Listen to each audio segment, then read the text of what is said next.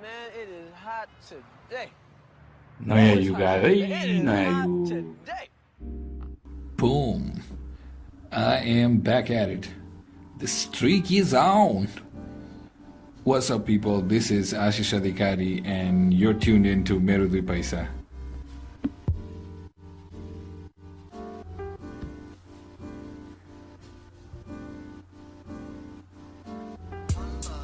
The revolution of 1951 in Nepal, जुनलाई चाहिँ हामीले 7 सालको क्रान्ति भनेर चिन्छौँ, was a political movement against the Rana dynasty, and it marked the beginning of a political uprising in Nepal and a democratic moment in Nepal.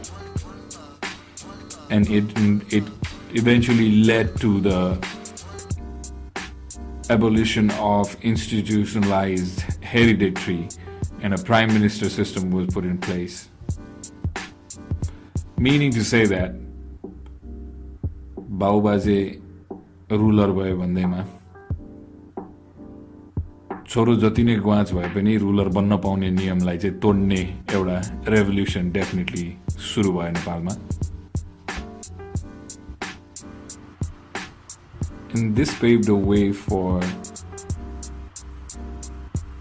a new school of thought where at least some people started to believe, जनताको छोरछोरीले पनि believe गर्न थाले कि one day we can be our own rulers, not based on hereditary and blood lineage, but rather by your capacity and talent. At least that was the idea. And from 1951 to 2018, Nepal has gone through many political struggles.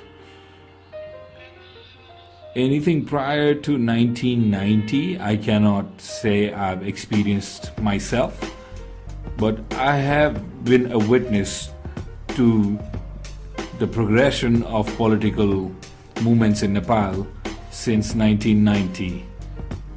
Since I was at the age of 8, there was always politics around my house, so I probably started noticing these things much earlier than compared to other people. Maybe people start getting a vague idea of what politics really is or what kind of political movements are going around themselves, probably in their early teens back in the days. Nowadays it's probably different, but at least for me it was, I think, the age of 8 or 9. And since 1990, since I was a young boy, no years ago, Tito, till today when I'm almost 37, so almost 3 decades now, Nepal has been looking for a leader. शुद्ध नेपालीमा भन्दा एउटा जननायक जसले जनप्रतिनिधित्व गर्छ, जनताको भावनाको कदर गर्छ र जनताले खोजेको, सोचेको, अपेक्षा गरेको परिणामहरू सृजना गर्छ. त्यही होइन त डेमोक्रेसी भनेको, बेसिक एकदम lemons टर्ममा, for the people, by the people, and all that BS. यो 65 वर्षको struggle, political struggle to create a people's government got to a point where, you know, the doors were open for this possibility finally, after such a long wait for the Nepalese people, came when we drafted our constitution. चाहे त्यो criticizable hosts, yeah, no hosts. I'd like to believe that it is a dynamic document and it can always be edited and modified according to the will of the people, represented by a small group of 600 odd people that represents their constituency, and you know, we know all about the political structure.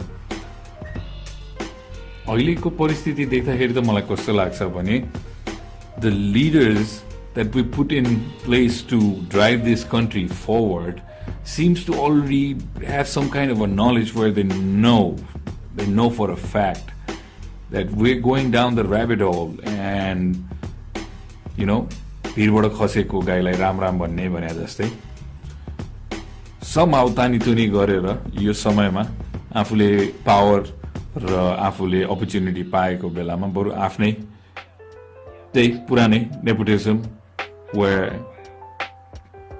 यो चाहिँ कस्तो चिज भयो भने 7 सालदेखिको सङ्घर्ष अहिलेसम्म आउँदाखेरिसम्मको चाहिँ त्यही पुरानै स्याल बाघको खोल ओढेर आएर ल आफूलाई बाघको रूपमा प्रेजेन्ट गरिरहेको जस्तो भयो आखिरमा घुमिफिरी त आफ्नै परिवारका मान्छे आफ्ना नजिकका नातागोता आफ्ना पोलिटिकल एफिलिएट्सहरू बाहेक अगाडि सोच्नै नसक्ने कस्तो खालको लिडरसिप हो र लिडरसिपलाई मात्रै दोष दिन्न म जति यो परिस्थिति सृजना हुनमा लिडरसिपको गल्ती छ त्यति नै हामी जनता जनार्दनको पनि छ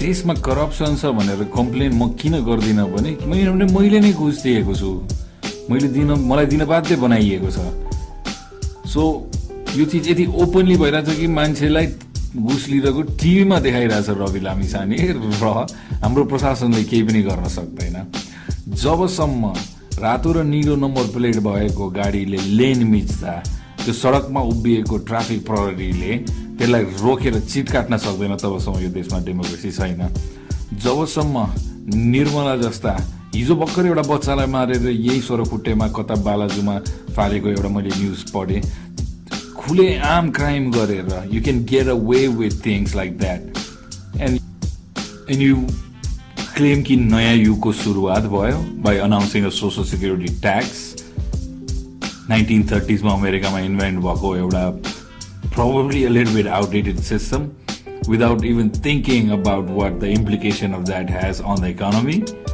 How are you going to implement it? यहाँ मान्छेलाई नागरिकता त ढङ्गले बाँडिँदैन सोसल सिक्युरिटी ट्याक्स कम्युनिस्ट सरकार आएको हामीले अनुभूति गर्यौं सरकार हामी व्यापारीहरूले त झन् गरेको छौं र मैले कम्युनिजमको क्रिटिसिजम गरेँ भनेर यो नसोच्नुस् कि फेरि म अरू कुनै पार्टीसँग एफिलिएटेड छु भनेर definitely not let me reveal something to you I am 36 and I have never casted a vote in my life. My choice is not to choose, if you know what I'm saying.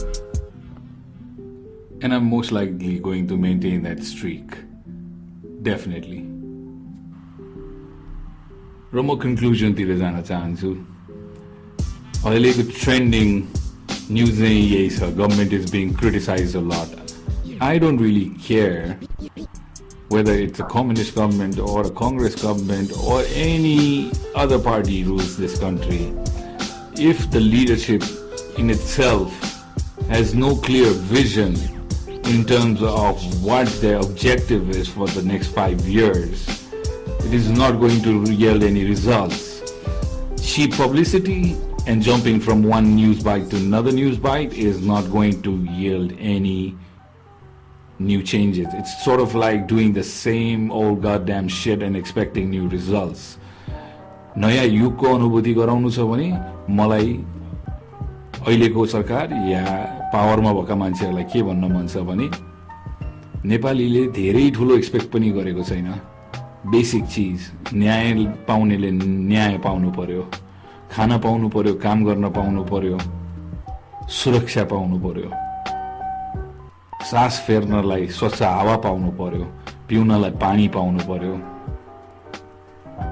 हात खुट्टा चलाउँछु भन्दाखेरि एउटा दुईटा जब खोज्ने ठाउँ पाउनु पर्यो तपाईको यो सोशल सिक्युरिटी ट्याक्सले के हुन्छ 5 वर्षपछि 10 वर्षपछि 15 वर्षपछि त्यो गरिब लेबरलाई मतलब छैन अहिले बरु उलाई अहिले हातमा पर्ने 1000-2000 रुपैयाँको नोटको बरु मोर भ्याल्यु छ र नयाँ युगकै अनुभूति गराउनु थियो भने सडक सफा गरिदिएको भए हुन्थ्यो ब्याज दर ब्याङ्कले चार्ज गर्ने थोरै कम गरिदिएको भए हुन्थ्यो एउटा दुईटा अस्पताल र स्कुल खोलिदिएको भए हुन्थ्यो कारबाही गर्नुपर्नेहरूलाई कारबाही गरिदिएको भए हुन्थ्यो खोइ के भनौं भन्ने कुरै सकियो साइनिङ अफ आशिष अधिकारी मेरो 2 पैसा थ्यांक यू बाइ बाइ